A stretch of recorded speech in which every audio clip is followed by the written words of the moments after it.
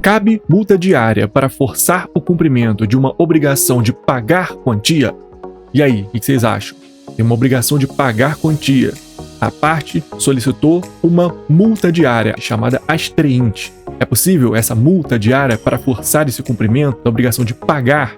E aí, o que vocês acham? E aí, aqui é o Reili, e hoje nós vamos estudar o informativo especial número 8 do STJ. Veremos 21 julgados sobre direito público. Vamos lá? Considerando o silêncio do CNJ quanto ao prazo para aquisição de títulos pelos candidatos em concursos públicos para outorga de delegações, de notas e de registro. De quem é a competência para determinar as regras e prazos para aquisição desses títulos?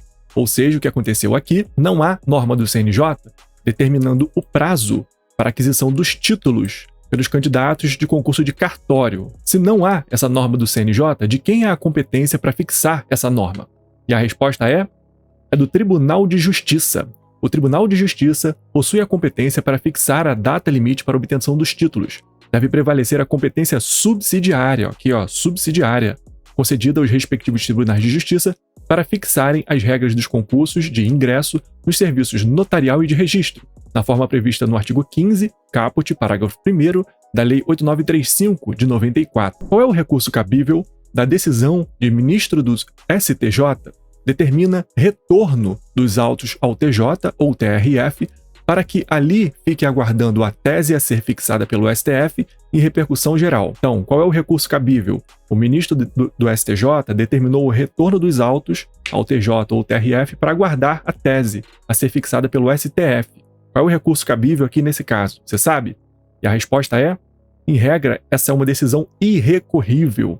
A decisão de retorno dos autos ao tribunal de origem, a fim de que lá seja exercido o juízo de conformidade, artigos 1040 e 1041 do CPC de 2015, é irrecorrível, salvo se demonstrado por meio de requerimento, aqui não é um recurso, é um requerimento, efetivamente, erro ou equívoco patente. Então, se houver um erro ou equívoco patente, não há um recurso previsto para isso, mas o requerente pode entrar com esse pedido informal, que é o requerimento, ok? Próximo julgado, se o servidor público federal trabalha exposto à radiação, sua jornada semanal máxima será de 24 horas, ok. Sendo assim, todas as horas que ultrapassarem esse limite deverão ser pagas como horas extras?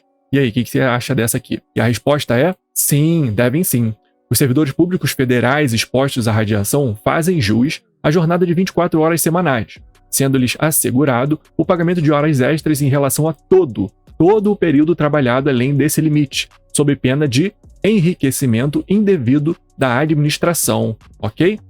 Então vamos lembrar desse julgado aqui. Próximo, qual é a diferença entre os danos ambientais interinos e os definitivos? O cumprimento da obrigação de reparar integralmente o dano ambiental, in natura ou pecuniariamente, afasta a obrigação de indenizar os danos ambientais interinos. E aí, isso aqui é muito importante. É uma questão de conceito, é uma questão de classificação. Tem duas perguntas aqui.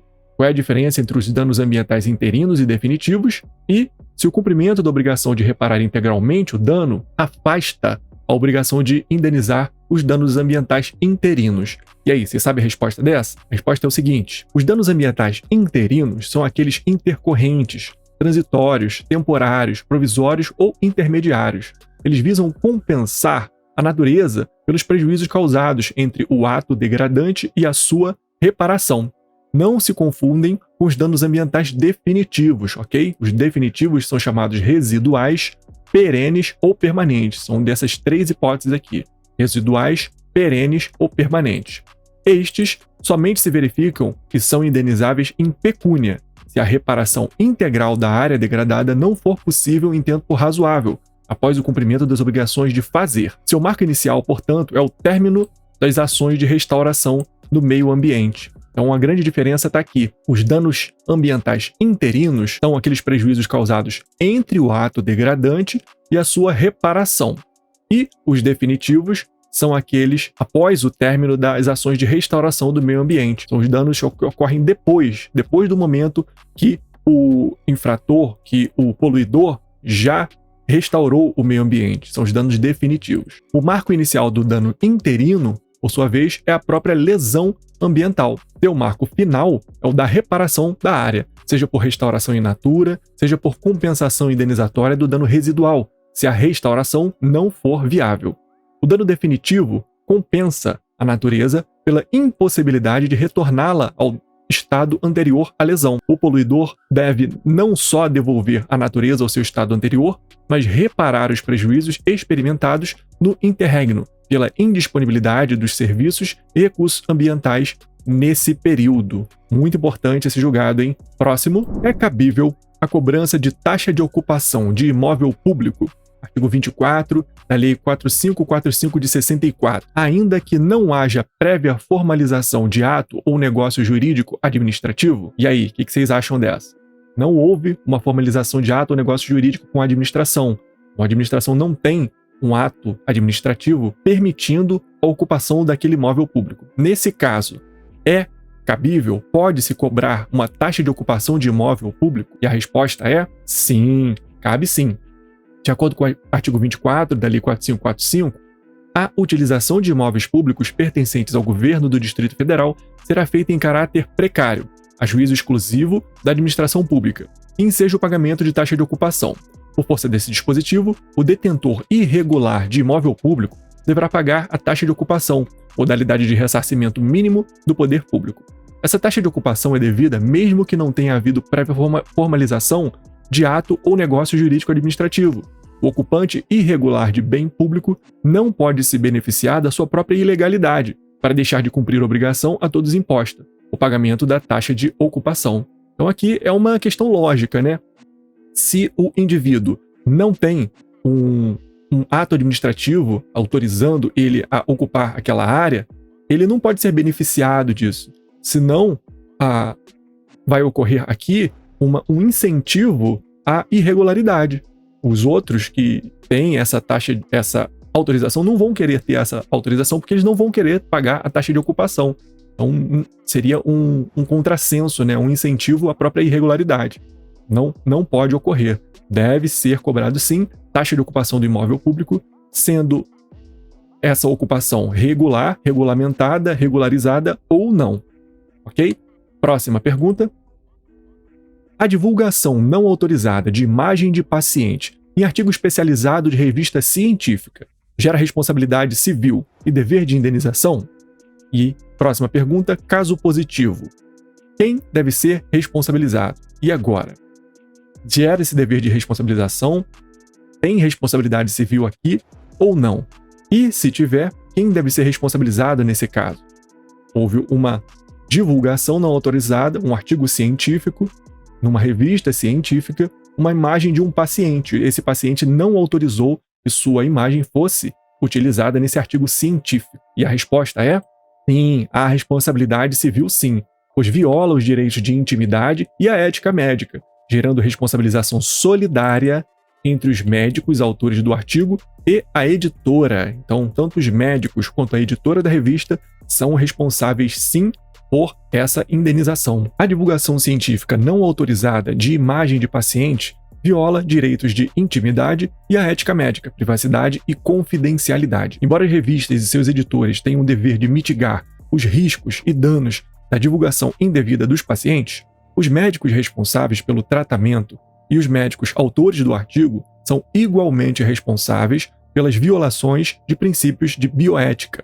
Trata-se, portanto, de hipótese de responsabilização solidária entre os coautores e a editora. Então, todos eles respondem civilmente, ok? Próxima pergunta. O simples fechamento de filial de pessoa jurídica basta para fundamentar a inclusão de no polo passivo da execução fiscal? E aí, fisco pode realizar essa inclusão do sócio, esse redirecionamento da execução fiscal, se ocorrer o fechamento de uma filial? E a resposta é não. A filial de uma empresa, a pessoa, apesar de possuir CNPJ próprio, não configura nova pessoa jurídica, razão pela qual as dívidas oriundas das relações jurídicas decorrentes de fatos geradores atribuídos a determinado estabelecimento constituem, em verdade, obrigação tributária da sociedade empresária como um todo. Assim, os bens em nome das filiais estão sujeitos à penhora por dívidas tributárias da matriz e vice-versa.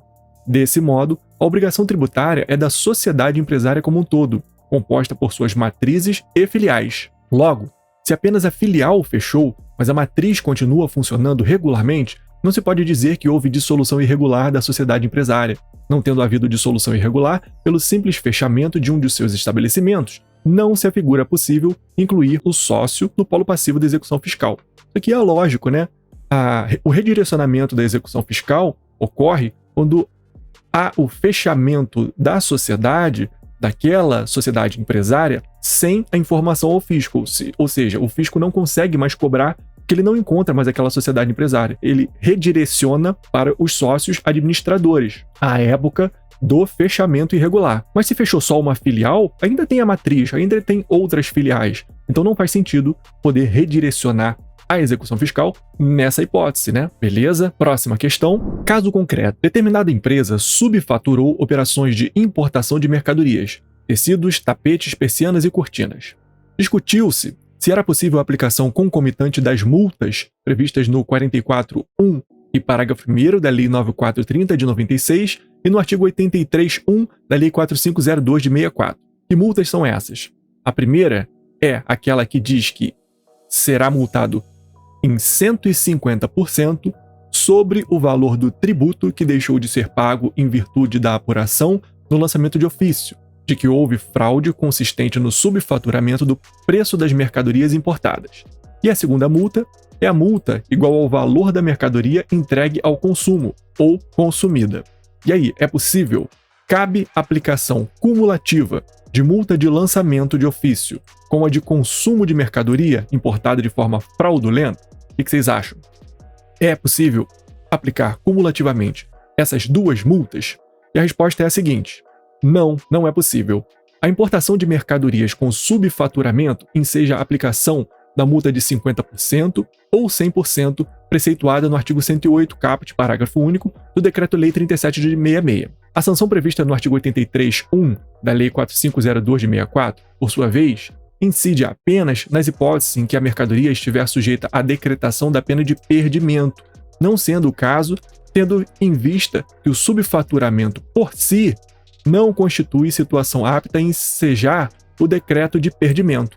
O consumo da mercadoria importada com subfaturamento constitui exaurimento da aludida infração. Então é um julgado bem específico, né, para concursos federais e concursos federais a respeito de tributos federais e normas federais de tributação, e a gente, se for fazer algum concurso que cobre especificamente isso, a gente tem que saber esse julgado, ok? Então vamos para o próximo. Caso concreto. Determinada empresa estava respondendo o processo administrativo no CAD por suposta infração da ordem econômica. A empresa requereu a produção de perícia de natureza econômica, que foi indeferida. Então o que aconteceu aqui? Uma empresa está sendo investigada por infração à ordem econômica lá no CAD. Ela pediu uma perícia, que era uma perícia de ordem de natureza econômica sobre esse caso, e foi indeferido. O CAD julgou ser impertinente essa perícia ou desnecessária essa perícia. Pergunta: pode-se anular o julgamento administrativo em razão desse indeferimento do poder público? E aí, o que vocês acham? E a resposta é a seguinte: sim, pode-se sim. No exercício do direito sancionador, a negativa da própria técnica requerida pelo acusado pode afrontar o devido processo administrativo. O STJ entendeu que essa negativa afrontou o devido processo administrativo por violação aos artigos 2º, 10 e 50, caput e inciso 1 da Lei 9784 de 99.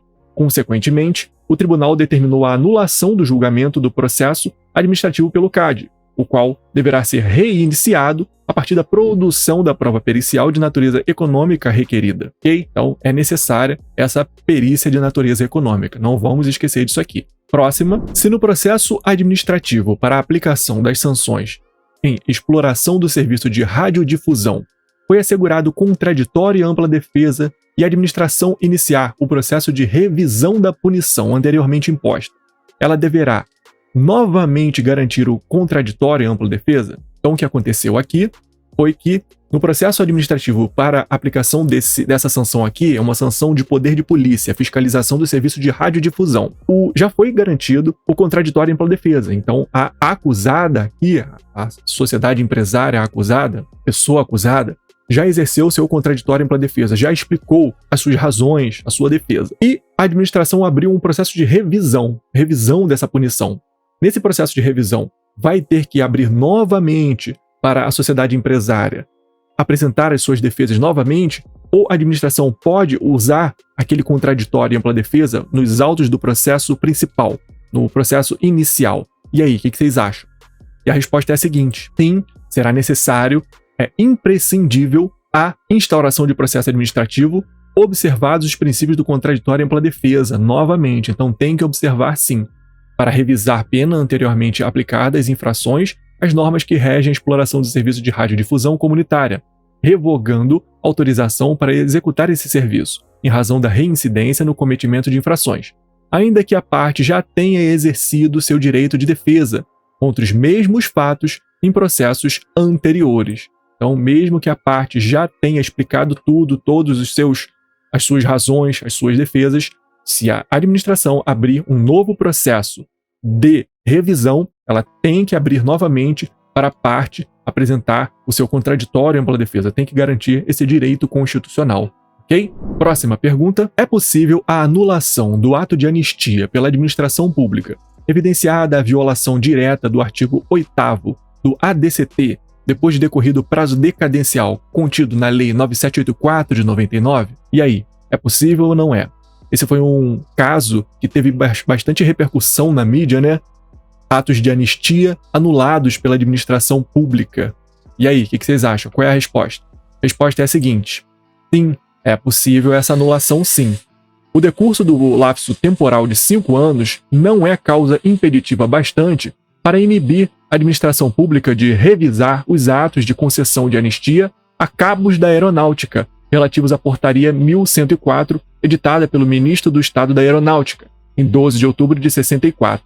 Então, no mesmo sentido, o STF também julgou dessa forma. Foi o tema 839 de repercussão geral do STF. Vamos lembrar disso. Próxima pergunta. Cabe multa diária para forçar o cumprimento de uma obrigação de pagar quantia? E aí, o que vocês acham? Tem uma obrigação de pagar quantia. A parte solicitou, lá nesse processo de execução, uma multa diária astreinte, chamada astreinte. É possível essa multa diária para forçar esse cumprimento da obrigação de pagar? E aí, o que vocês acham? E a resposta é a seguinte: não, não é possível. A fixação da multa diária só tem espaço no plano das obrigações de fazer e não fazer. Não fazer ou fazer. Pagar não, ok? Sendo vedada a sua utilização no campo das obrigações de pagar. Então vamos memorizar isso aqui. Isso aqui é muito importante, vai cair muito nas provas. Se for obrigação de pagar, não é possível aplicar uma multa diária, uma astreinte. Mas se for uma obrigação de fazer ou de não fazer, aí é possível sim. É possível aplicar segundo o Código de Processo Civil. Interessante, né? Julgado bastante interessante. E aí, você está gostando dessa formatação de apresentar o julgado, de apresentar o informativo especial do STJ? Se você está gostando, deixa aí seu gostei, deixa aí seu comentário aí embaixo, eu vou gostar bastante de ler. E só assim eu consigo saber se esse conteúdo está sendo útil para você de alguma forma. Deixa aí seu comentário, deixa aí seu gostei, se inscreva no canal e compartilhe o vídeo com seus amigos também. Vamos para os próximos? Próximo julgado. É possível deferir o pleito de cidadão que deseja saber quantas nomeações e vacâncias de soldados existiram em um dado período de tempo na Polícia Militar do Estado? E aí, o que vocês acham dessa aqui? O jornalista ou um cidadão, por exemplo, requereu lá na Polícia Militar quantas nomeações e vacâncias de soldados existiam naquele período de tempo, naquele ano, por exemplo, na Polícia Militar do Estado. É possível saber, ou isso aqui é um assunto de segurança nacional, é um assunto de segurança pública e merece o sigilo? O que o STJ pensa sobre isso aqui? Vocês sabem? E a resposta é a seguinte: sim, é possível deferir esse pleito sim. O regime de transparência brasileiro vige o princípio da máxima divulgação, em que a publicidade é a regra e o sigilo a exceção. Quando não demonstrada em concreto nenhuma razão para se entender que a manutenção do sigilo de informações dos órgãos públicos é útil à segurança da sociedade e do Estado e imprescindível a essa finalidade, deve-se prevalecer a regra da publicidade. No caso concreto, o impetrante buscava saber quantas nomeações e vacâncias de soldados existia em um dado período de tempo da Polícia Militar do Estado, sendo certo que não se estava pretendendo saber detalhes específicos de pessoais de umas ou algumas nomeações ou vacâncias. Não se pretende saber como o efetivo existente se distribui, como deverá ser alocado ou qual a estratégia utilizada para sua alocação. Não se busca saber nada de caráter estratégico da Polícia Militar, planos, projetos, execuções, etc. Por essa razão, o STJ determinou o fornecimento das informações. Interessante, né? Se fosse alguma informação estratégia, aí sim, poderia ser negada essa informação. Mas aqui, não. Essa aqui é uma frase que tem que constar nas nossas provas discursivas. A publicidade é a regra e o sigilo, exceção. É o princípio da máxima divulgação, o princípio da publicidade da administração pública. Então, isso aqui é muito importante. Próximo julgado. De quem é a competência para legislar e regular a prestação de serviços telefônicos, determinando quais serviços podem ser considerados emergenciais para fim de se obter código telefônico para ligações gratuitas. Então, aqueles números de ligação gratuita, 190, 193, de quem é a competência para determinar qual é o serviço essencial, qual é o serviço que pode ter esse número de ligação gratuita? De quem é a competência? Sabe dizer? E a resposta é a seguinte: é da Anatel, Agência Reguladora de Telecomunicações.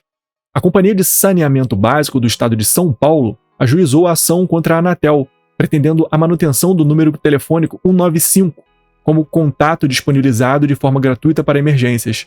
A autarquia considerou em sua resolução que os serviços de água e esgoto não teriam caráter emergencial. Então a Anatel definiu isso aqui: serviço de água e esgoto não tem caráter emergencial e, portanto, não se enquadrariam no rol próprio das atividades que contam com a linha telefônica gratuita. O STJ considerou que a decisão da Anatel foi correta. Os artigos 8º, 19, inciso 6, 109, inciso 2 e 214, inciso 1 da Lei 9472 de 97 conferem à Anatel a competência para legislar e regular a prestação dos serviços telefônicos, determinando quais serviços podem ser considerados emergenciais para o fim de se obter código telefônico para as ligações gratuitas. Então, é realmente a competência da Anatel para definir isso aqui, ok? Vamos lembrar dessa. Próxima, a tempestividade do recurso especial e do respectivo agravo em recurso especial deve ser aferida de acordo com os prazos em curso em que local? Ou seja, essa pergunta quer saber se, ao ingressar com um recurso especial e um agravo em recurso especial no STJ, o STJ que vai julgar isso aqui, ok? A parte ingressou com esse recurso ou com esse agravo. Essa tempestividade deve ser analisada com os prazos em curso no tribunal de origem ou lá no STJ. Por exemplo, pode ser um feriado que é feriado só em Brasília, é feriado lá no STJ, mas não é feriado no tribunal de origem. E aí, para considerar a tempestividade do recurso, consideram-se os prazos em curso em que local? Lá em Brasília, no STJ, ou no estado do tribunal? Na região do tribunal, pode ser um TRF, por exemplo. Qual é o local que considera? E a resposta é na corte de origem, no tribunal de origem.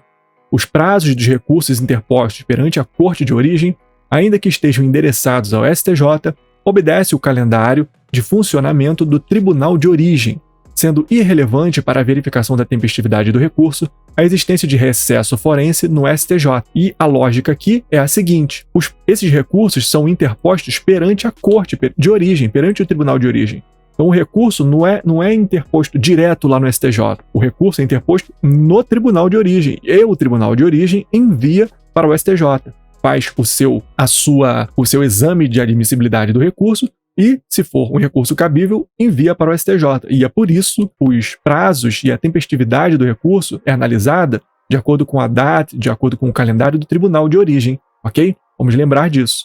Próxima pergunta. Produtor rural, pessoa física, paga salário educação? E aí, sabem essa? Produtor rural, pessoa física, paga salário educação ou não? Parece fácil a pergunta, mas não é.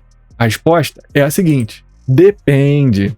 O produtor rural, pessoa física, inscrito no CNPJ, é devedor da contribuição do salário educação, sim. Por outro lado, o produtor rural, pessoa física, não inscrito no CNPJ, não é contribuinte do salário educação, salvo se for um produtor que desenvolva atividade empresarial. Então a questão aqui é o desenvolvimento da atividade empresarial. Se for um produtor rural considerado empresário, aí paga salário educação sim. E se ele tiver CNPJ, considera-se que ele é um empresário, é uma presunção de que ele é empresário. Então, paga salário educação sim, ok? Vamos lembrar dessa. Próxima, concreto. Credor ingressou com cumprimento de sentença cobrando R$100 mil, segundo cálculos que ele elaborou a partir dos parâmetros da sentença. O devedor apresentou impugnação, afirmando que os cálculos estavam errados e que a quantia devida seria de R$80 mil, não R$100 mil. O contador judicial constatou que o exequente e o executado aplicaram equivocadamente os parâmetros da sentença e que o valor devido, na verdade, era de R$120 mil. Pergunta: configura julgamento ultra petita o acolhimento dos cálculos elaborados por contador judicial em valor superior ao apresentado pelo exequente? Então vamos lembrar aqui, o que é um julgamento ultra petita? É aquele que ultrapassa o pedido do autor. O juiz não pode dar alguma coisa que o autor não pediu, exceto os casos expressamente previstos no Código de Processo Civil, certo? Esse é o julgamento ultra petita, ele é vedado. E aqui o que aconteceu? O autor pediu no cumprimento de sentença, ele fez os cálculos dele e disse que para cumprir aquela sentença que ele já ganhou, o valor é de R$100 mil. O devedor disse: não é de R$100 mil não, é de R$80 mil. Aí o contador judicial disse: não é de R$100 mil, não é de 80, é de R$120 mil. É mais do que o autor calculou. E aí, isso aí configura julgamento ultra petita ou não? E a resposta é a seguinte: não configura. O acolhimento dos cálculos elaborados por contador judicial em valor superior ao apresentado pelo exequente não configura julgamento ultra petita, uma vez que, ao adequar os cálculos aos parâmetros da sentença exequenda, garante a perfeita execução do julgado. Não configura julgamento extra ou ultra petita a homologação dos cálculos do contador judicial, quando estão em conformidade com o título judicial em execução, ainda que reflitam valores diversos dos apontados pelas partes. Se o juiz acolher os cálculos do contador judicial, não haverá julgamento ultra petita, porque simplesmente refletem os parâmetros do título executivo judicial. Então, não tem julgamento ultra petita aqui. É só uma questão de cálculo, ok? Ele não está concedendo a mais. O juiz já concedeu o que tinha que conceder na sentença. Agora é só uma questão de cálculo. Próxima, em regra, cabe a imposição da multa do artigo 1021, parágrafo 4º do CPC, em razão do não provimento de agravo interno em votação unânime. Então, lembra daquela multa? Multa do artigo 1021, parágrafo 4º do CPC, é um agravo interno em que o tribunal julgou manifestamente improcedente em votação unânime. Em regra, cabe a imposição da multa pelo não provimento do agravo interno? O que vocês acham? E a resposta é a seguinte: não, pois é necessária a configuração da manifesta inadmissibilidade ou improcedência. Não é só não provimento não, ok? Se o tribunal der o não provimento em votação unânime, se todos eles julgarem que não vão dar provimento àquele recurso, não vai ter multa. Para ter a multa, tem que ter essa configuração aqui, ó, de manifesta inadmissibilidade ou improcedência. Não é só votação unânime de improcedência não, ok? O mero não provimento de agravo interno, por votação unânime, não basta para fundamentar a aplicação da multa prevista no 1021, parágrafo 4º do CPC, sendo necessária a configuração de manifesta inadmissibilidade ou improcedência do recurso. Uma manifesta inadmissibilidade ou improcedência é aquela que se detecta de cara, é patente, é manifesta, então não é qualquer improcedência não, ok? Vamos lembrar disso. E um requisito a mais deve ser observado aqui. Próxima questão. O fisco pode aproveitar lançamento que tenha utilizado critério de base de cálculo inconstitucional, corrigindo o critério com uma base de cálculo válida. Ou seja, o que aconteceu aqui, o fisco lançou um tributo e ele usou uma base de cálculo que já tinha sido considerada inconstitucional pelo STF. Ele pode corrigir e aproveitar esse lançamento, ok, é uma base de cálculo inconstitucional, mas eu vou só corrigir aqui no lançamento, o lançamento é válido. Ele pode fazer isso?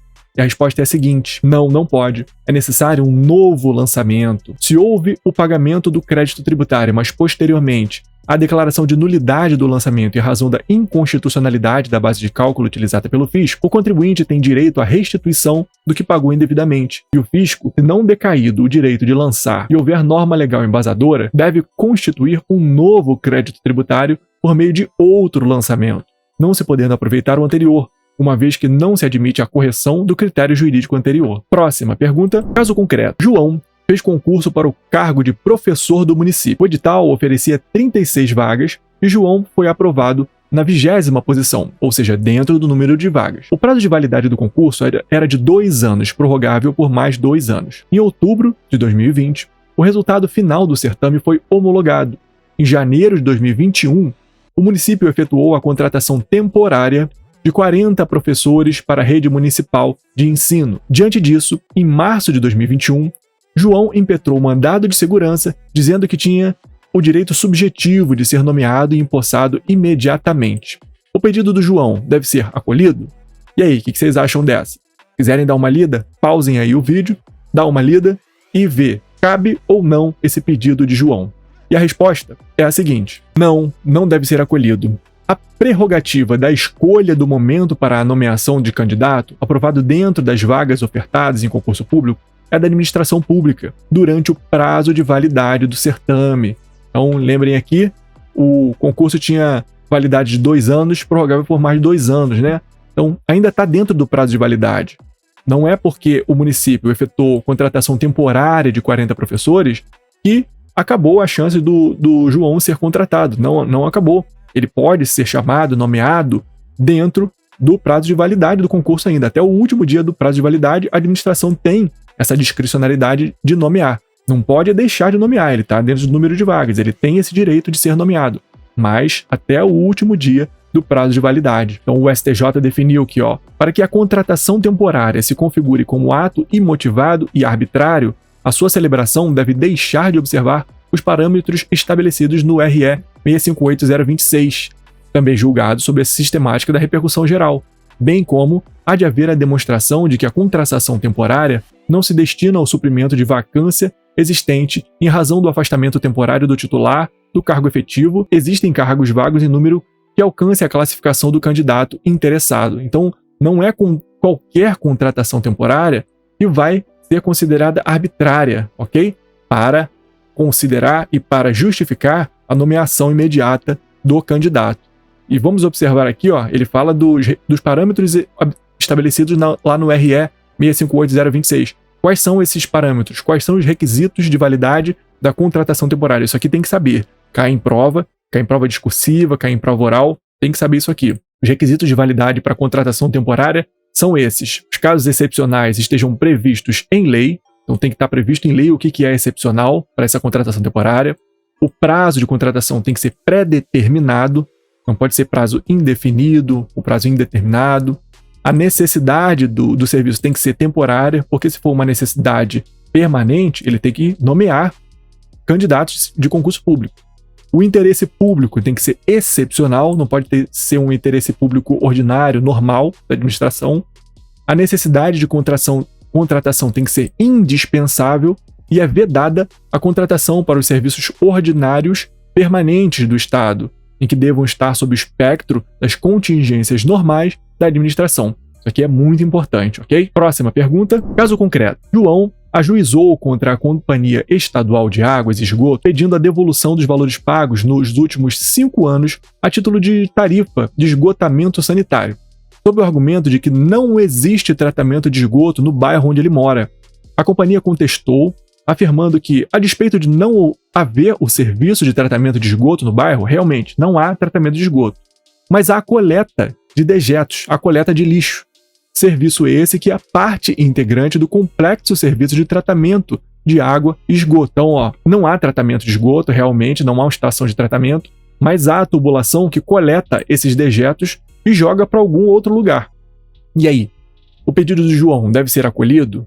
Ou a companhia tem o direito de cobrar esses valores por realizar só parte desse serviço de tratamento de água e esgoto? E a resposta é a seguinte: não, o pedido do João não deve ser acolhido. É possível sim a cobrança da tarifa de esgotamento sanitário, ainda que não haja o cumprimento de todas as etapas do serviço.